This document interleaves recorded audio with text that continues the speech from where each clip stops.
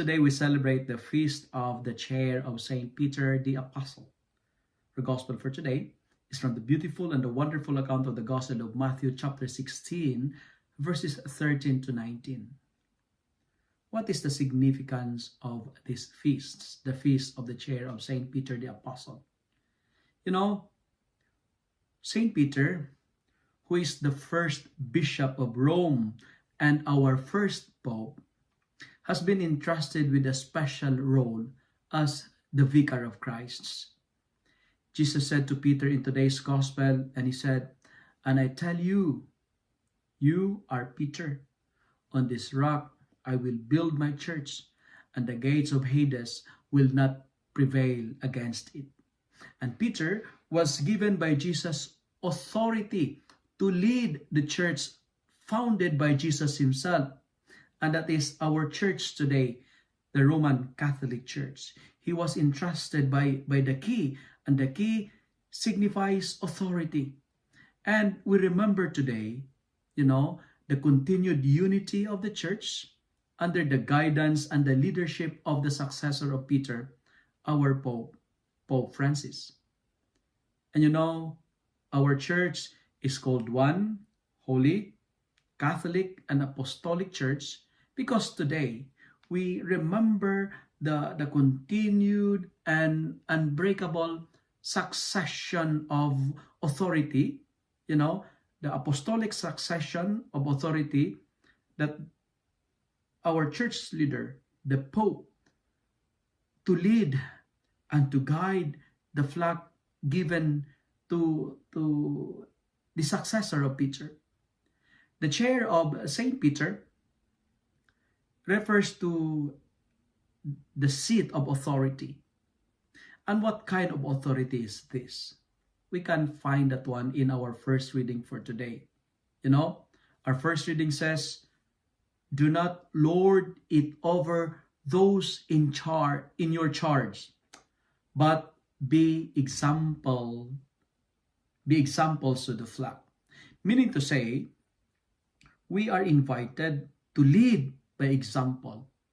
The power of authority lies in our witnessing of our faith. My dear friends, let us lead by example. We are what we do, not what we say.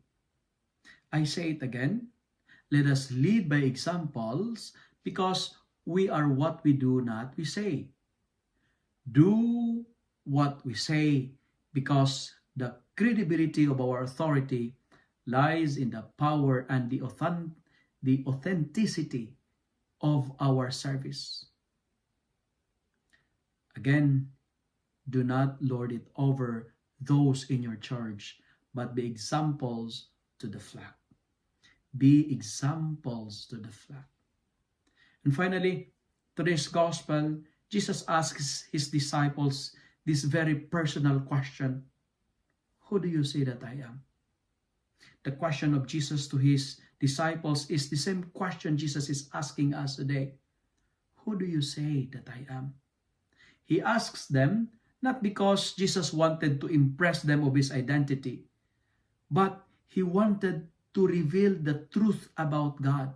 And Peter's confession declares and confirms that indeed he is the Messiah, the living God. Jesus is the Messiah. And the question happened in the district of Caesarea Philippi. And Caesarea Philippi, it is a place of a pagan worship. And in front of the gods and goddesses, Peter make a bold proclamation: Jesus, you are the Lord of Lords and you are the God of gods. And today, my dear friends, my dear brothers and sisters, let us have the same acknowledgement as Peter did. Let Jesus be our Lord, and let Jesus be our Messiah. And let us also ask the Lord to bless, to guide, and to protect our Holy Father, Pope Francis, the successor of Peter, and also to bless, to guide, and protect all the bishops and all the priests, that we may be shepherded like that of Jesus. Lord, Even though we walk in the valley of darkness, we fear no evil, for you are with us. And we hope to dwell in your house forever and ever. Amen. The Lord is my shepherd. There is nothing I shall want. If you love and like this reflection, kindly share it with your friends, share it with your families, so that many will be blessed.